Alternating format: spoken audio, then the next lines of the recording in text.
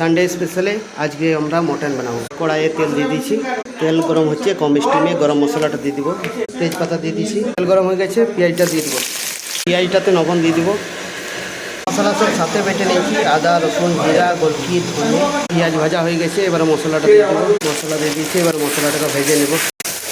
আমার শ্বশুর বাড়িতে দেন বাবা মন্দির আছে, ওখানে পিকনিক করছি। মশলা কষা হয়ে গেছে, এবার হলুদটা দিয়ে, এবার মটনটা দিয়ে দিব, মাংসটাকে কষছি এখন, মাংস থেকে জল ছেড়ে আসছে,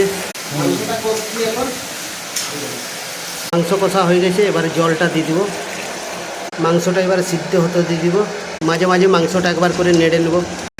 মাংস আমাদের সিদ্ধ হয়ে গেছে, মাংস সিদ্ধ হয়ে গেছে, এবারে খাওয়া দাওয়া স্টার্ট।